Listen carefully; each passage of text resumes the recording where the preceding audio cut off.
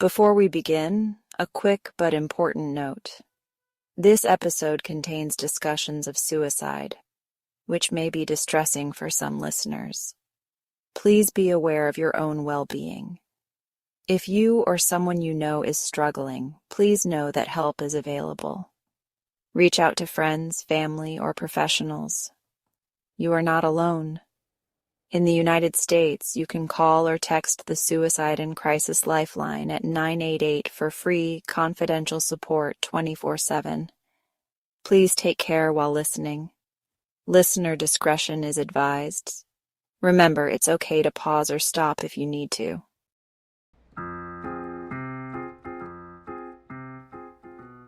Ladies and gentlemen, the captain has turned on the fasten seatbelt sign.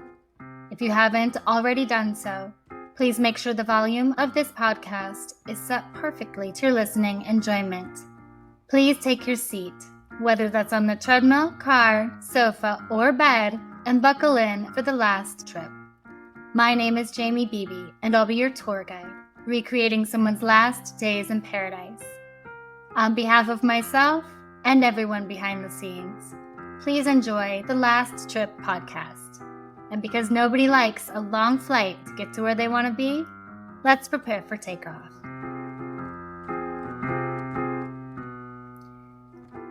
Sarah Papenheim was young, talented, and full of life, a gifted blues drummer from Minnesota with dreams of making a difference.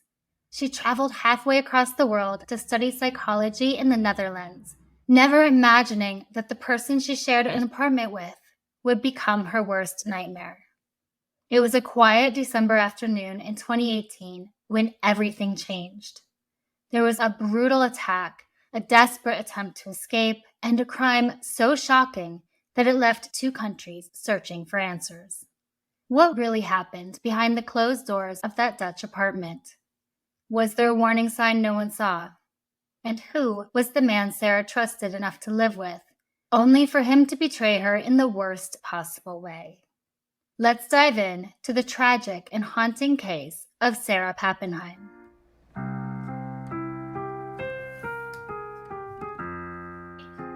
This week's case takes place in Rotterdam, Netherlands, at Erasmus University. Once you step off the train in Rotterdam, the city defies tradition and embraces the future. Skyscrapers stretch toward the sky, trams hum through the streets, and the energy feels electric. This isn't just another student town. It's a global hub of innovation, culture, and opportunity. And right in the heart of it is Erasmus University. Students travel from around the world to experience a truly international city where the classroom extends far beyond campus. Studying at EUR means you're surrounded by students from over 100 different nationalities, all bringing their own perspectives, ambitions, and stories. So it's no surprise Sarah was thriving there. She could discuss psychology with a classmate from Brazil or play in a band with someone from India. There were no limits for her in Rotterdam. But Sarah's choice to attend Erasmus University wasn't just about getting a degree. It was about transforming the way she saw the world and how the world saw her. Sarah left Minnesota to create a new space for herself, away from the trauma and grief she went through at home. It's a place where students bike to class, past cutting-edge architecture, grab coffee in hidden courtyards, and end the night in an underground music venue that only locals know about. It's a great place to be, affordable, dynamic, and filled with opportunities. Rotterdam is a city that rose from the ashes, completely shattered by war, only to reinvent itself as one of the most modern and innovative destinations in Europe. It's a place where history meets the future, where towering skyscrapers stand next to 18th century harbors, and where unexpected adventures await. And this isn't your typical Dutch city. While Amsterdam charms with its canals, Rotterdam stuns with its bold architecture and vibrant energy.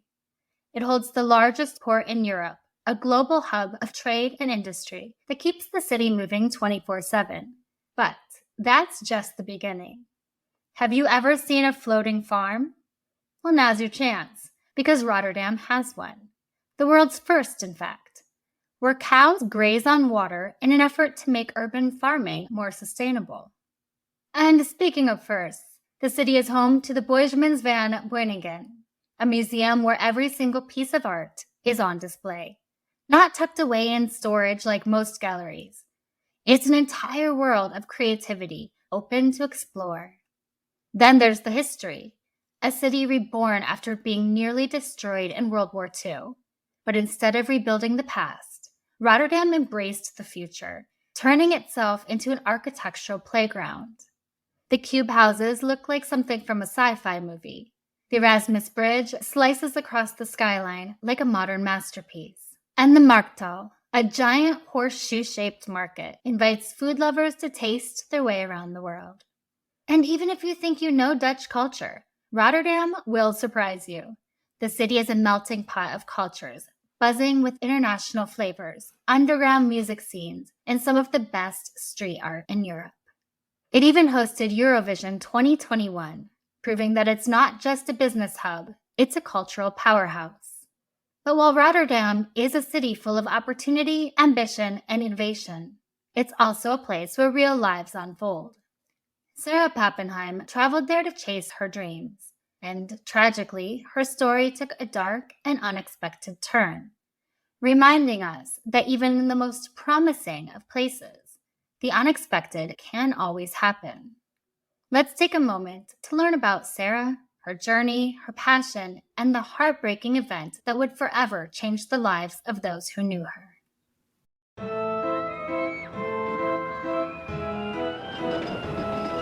Greetings, fellow lovers of the dark and macabre. Looking for more thrilling tales of true crime and suspense? Then step aboard the Murder Coaster. I'm Krista Carmen. And I'm Matthew Brockmeyer. And every week we bring you spine-chilling and disturbing true tales of murder and mayhem. So strap in. Keep your hands and feet inside the ride. And prepare for a descent into the darkest realms of true crime. On Murder Coaster Podcast. Murder Coaster Podcast, available everywhere you get podcasts.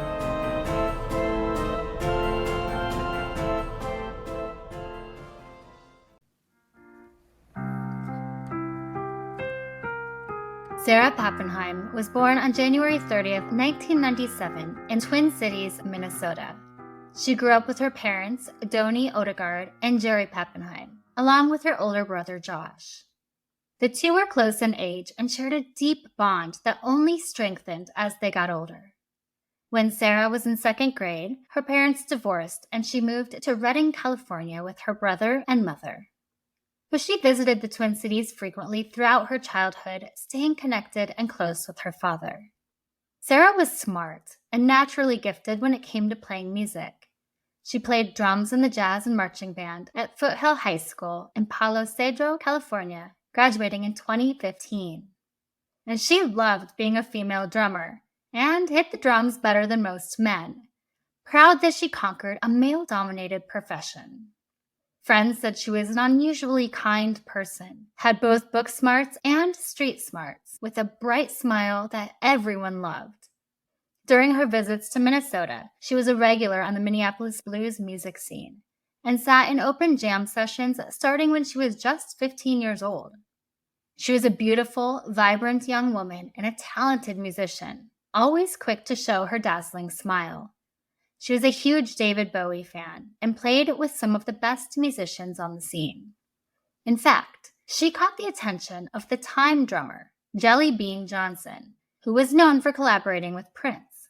He became her mentor and even nicknamed her Thumper because, as he said, she hit the drums as hard as the guys did.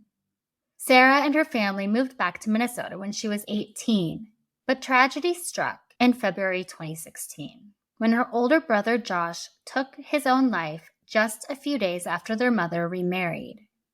Josh had been struggling with depression and mental health problems, but no one imagined he would end his life. This was absolutely devastating to the whole family, and Sarah took it especially hard. Her only brother was gone in an instant. Sarah struggled with the pain, but didn't let it consume her. Instead, she decided to help others, so no one else had to feel the kind of pain she felt losing her brother. She went through a lot in her teen years, but she still managed to stay so relentlessly positive that the first thing everybody associated with her was her ear-to-ear smile. Shortly after her brother's death, Sarah moved to the Netherlands. She met a man named Nico while playing games online, and after visiting several times, they fell in love. She decided to move there to be with him and attend Erasmus University. Nico was already attending college there, majoring in business administration, and he was a rock for her while she dealt with the overwhelming grief of losing Josh. He became a positive driving force in her and her family's life. Sarah chose to study psychology with an emphasis in suicide because she wanted to help people like her brother and better understand people with mental illnesses. She also left to get away from everything that happened, to focus on herself and get an education, but the death of her brother was always on her mind. Sarah's social media posts painted a picture of a bright, happy young woman who was juggling a busy schedule of working, social life, and going to school. Her boyfriend said she was an incredible person. She meant everything to me, and I loved her more than anything. The owner of the kebab restaurant she worked in said she fit right in. From day one, she picked up everything. She was like family. She always worked with a smile all day long. No problem. Angel. Sarah returned home for visits as often as possible and kept a strong relationship with her parents and stepfather. She was scheduled to fly back to Minnesota for Christmas that year and had already booked a performance with local musicians on December 22nd. But just a week before her flight, Sarah's life was tragically cut short when she was murdered in her own apartment. What could have led to this devastating event?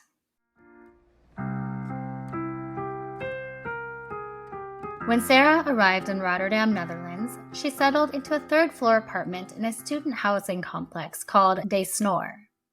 Her roommate, Joel Schelling, was a Dutch music student about 2 years older than her. He was a talented cellist and double bass player, sharing Sarah's passion for music, making her especially excited about their living arrangement. Though they each had their own rooms, they shared a kitchen and bathroom, quickly adapting to life as housemates. They had been living together for about a year, and for Sarah, everything seemed to be going perfectly. She was living her dream of studying abroad. But with her roommate, things were becoming increasingly concerning. Her mother told ABC News, "They loved talking about music. There were times he would have highs and lows. Nothing concerned me until the last time I talked to her, when she told me this story. She said, 'Mommy, he did this, he's acting strange.' And she told her daughter not to be around him.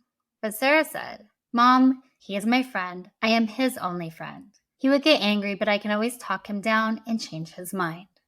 A week before her murder, on December 6th, Sarah sent a text to her friend in Minneapolis, Adam Pryor. In the message, she confided in him about Joel's disturbing statements because he had expressed a desire to kill, claiming he intended to take the lives of 3 people. She told Adam she would have to go to the police about his alarming plans. Despite this, Adam said Sarah never indicated she felt she was in immediate danger. Now, it's possible she believed she could help Joel, that she could turn things around for him. She may have feared he would harm himself, but never imagined he would hurt her. She knew she had to report Joel's threats to the authorities, and she did. She called a mental health crisis hotline in the Netherlands, hoping professionals would step in.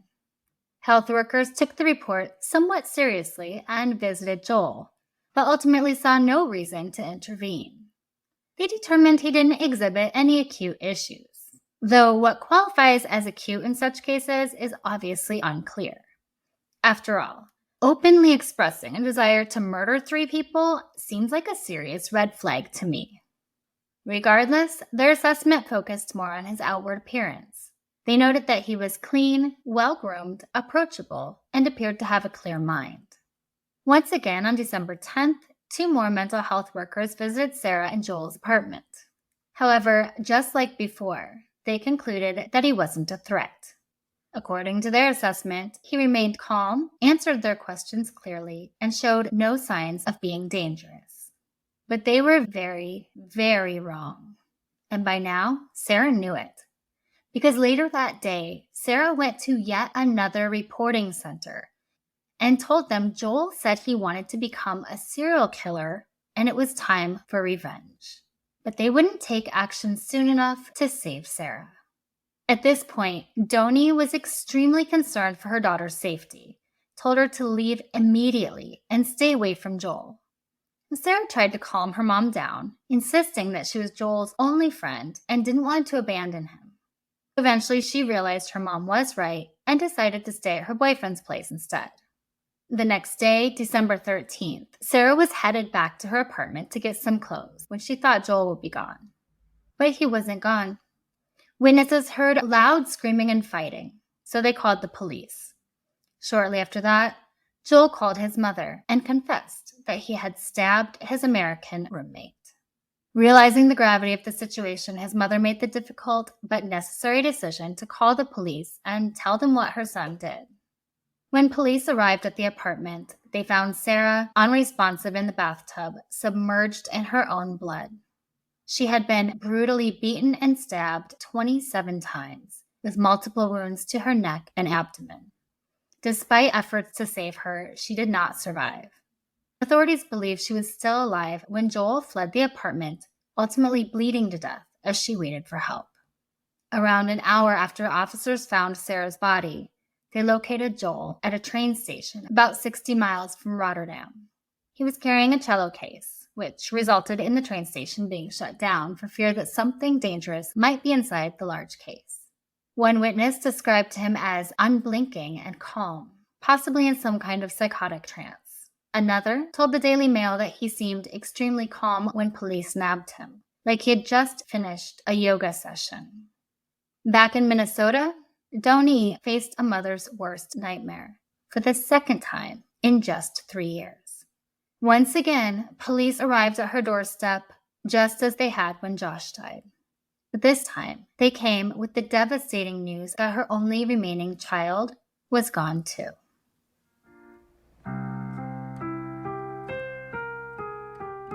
This is the story of a woman who did everything she was supposed to do. She did everything right. She cared deeply for everyone around her, even for the friend who would become her killer. She saw the warning signs and begged for help. She was trying to leave, trying to save herself. But the system that should have protected her didn't. And because of that, she was taken too soon, murdered by the very person she wanted to help. After Joel was arrested, he told authorities that he couldn't remember exactly what happened. He said he remembered that he was angry with Sarah and was waiting for her because he wanted to talk to her. He remembered that they got into a physical fight and Sarah bit him during the struggle. Now, I have no doubt that when she saw Joel, she knew her life was in danger and she fought as hard as she could. But at some point, he grabbed a knife and stabbed her to death. Joel later said he only knew what happened when he saw blood on the walls and she was lying on her back. Authorities found his bloody clothes and the knife in a garbage bag in his room. Given the confession to his mother and the overwhelming evidence, the court was able to quickly prove Joel Schelling was Sarah's killer. During the court process, Joel read a letter he wrote saying, "I can't believe it was my hands that did it. Although I can't remember anything, I regret it." He regrets getting caught. I don't believe for a second he doesn't remember doing it. And although remorse doesn't make a difference, he certainly didn't show any.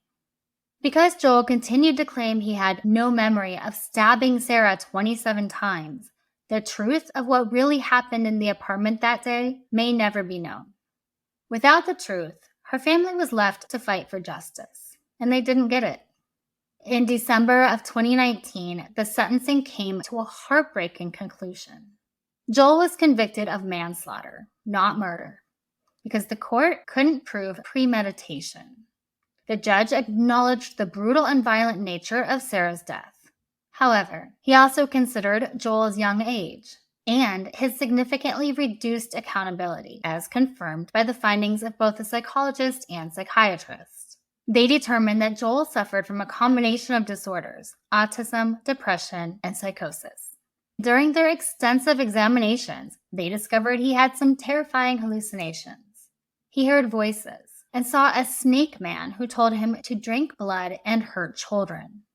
He also punished himself with cold showers and by beating himself with a hammer when he didn't practice long enough on his double bass. This led the judge to impose a sentence of only 6 years, despite the prosecutor's demand for 10. The court was informed that Joel had been experiencing psychosis at the time of the crime, with experts diagnosing him with schizophrenia. And besides prison time, the court imposed compulsory hospital treatment, called TBS, since the judge considered the chance of repetition very real. This means they only gave him 6 years in prison, but think he's likely to murder again. This blows my mind. Because of the risk of reoccurrence, they determined it makes long-term supervision and treatment necessary. So after he serves the 6 years, which may only be 4 years if he has good behavior, then he will go to a treatment center indefinitely, which means he'll be forced to stay the first 2 years, and then they'll reevaluate him every 2 years after that to see if he can be let out. Sarah's mother told a Dutch broadcaster that the sentence is bullshit, saying, "I just feel that injustice has been done here, and I was hoping this country would step up and protect my daughter, and at least give her some respect afterwards. But to hear that he's probably going to be out in 4 years, I'm appalled." And I completely agree with her that his sentence is bullshit. He will also have to pay Sarah's family 68,700 euros in compensation. But just the cost for her mom to bring her body back was $40,000, making the compensation he's supposed to pay worthless. Sarah's obituary reads, "Sarah will forever be known for her smile that seemed to light up the world, and the world is a darker place without her." After losing both their children, Sarah's parents started a scholarship fund in her and Josh's name, the Josh and Sarah Papenheim Memorial Psychology Scholarship, for students wishing to make a difference in the mental health industry, especially those who aspire to make advances in the area of mental health. And while an interest in music is not required, they do pay extra attention to applicants who have an interest in creating music or using music as part of mental health treatments. No family should have to endure the loss of both their children. It's heartbreaking and unfair. Yet in the face of such tragedy, they've shown incredible strength by finding a way to honor their kids' legacy through the scholarship fund.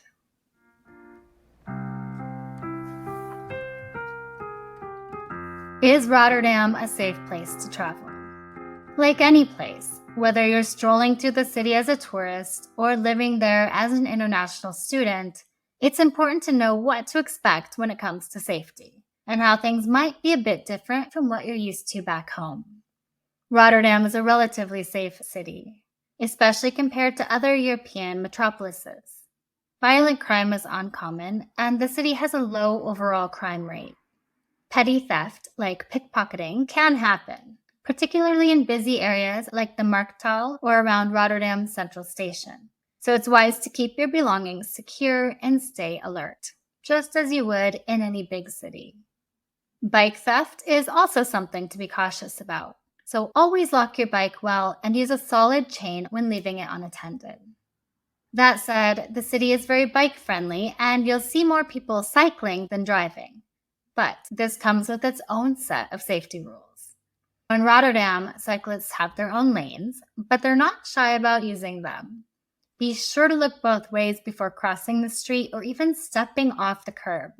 Bikes are fast and the Dutch ride with confidence. And there are cultural differences. When you arrive in the Netherlands, one of the first things you'll notice is how direct people can be. The Dutch are known for their straightforwardness. They'll tell you what's on their minds without beating around the bush. And while this can feel blunt, don't take it personally. It's just how they communicate. It's honest, open, and based on respect. Coming from the United States, where sometimes there's an extra layer of politeness or small talk before getting to the point, this can all be a bit of a shock. But once you get used to it, you'll find that the Dutch are refreshingly transparent, which makes communication quick and clear. Another difference? Personal space. In the US, especially in larger cities, personal space is highly valued. In Rotterdam, though, you'll find that people are a little more comfortable with getting close, especially in crowded public spaces. Don't be alarmed if someone brushes past you in a tight hallway or bumping shoulders with a stranger in line. It's just part of everyday life there. And then there's the concept of time. In America, time is money, and punctuality is often seen as a sign of respect. But in Rotterdam, punctuality is a must, especially in a professional setting or a university lecture. Do not be the one to stroll in 5 minutes late. It's not about being polite, it's expected that you're on time. But perhaps the biggest cultural shift you'll feel is in the Dutch sense of independence. Dutch people are incredibly self-sufficient, and you'll notice that even in daily life. Whether it's how they take care of their business, ride their bikes, or make decisions, it's all about autonomy. That can sometimes come across as a bit reserved or distant to newcomers, but in reality, it's just how they respect each other's space and privacy. All in all, Rotterdam is a safe, open, and welcoming city, with a few cultural nuances that might take a little getting used to. Whether it's adjusting to directness, the biking culture, or the tight-knit yet independent vibe, the key is to embrace the differences. Because it's those very differences that make Rotterdam so unique and unforgettable. Now keep in mind, whether you're exploring the city solo or meeting up with friends, it's essential to stay aware and prepared. And as you set out to discover Rotterdam, or wherever you're traveling, make sure you inform someone about your plans before going anywhere. Tell someone reliable where you're going and what you'll be doing, and when to expect you back. And my number one tip to staying alive on vacation is to pay attention to your gut. If something doesn't feel right, it isn't.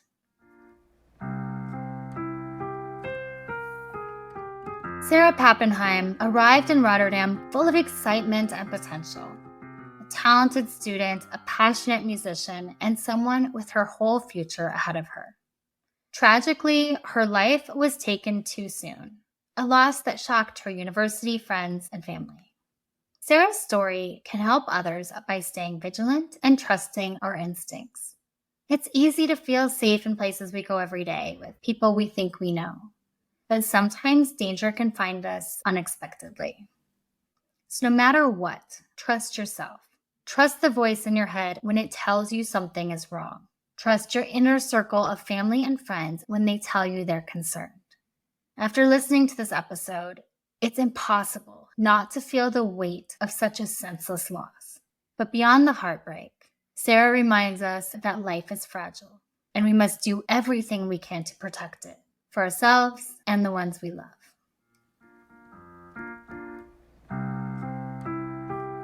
And finally, remember to leave a review and rate this podcast 5 stars if you like the show, or hell, even if you don't. But either way, feel free to let me know what you think. Please follow The Last Trip on Instagram at The Last Trip Crime Pod, and subscribe on Patreon to support the show. You'll get extra research, videos, photos, and updates, and even learn more about my personal travels. That's patreon.com/The Last Trip Podcast. I'm Jamie Beebe, bringing you your last trip and signing off till the next one. Thanks for listening.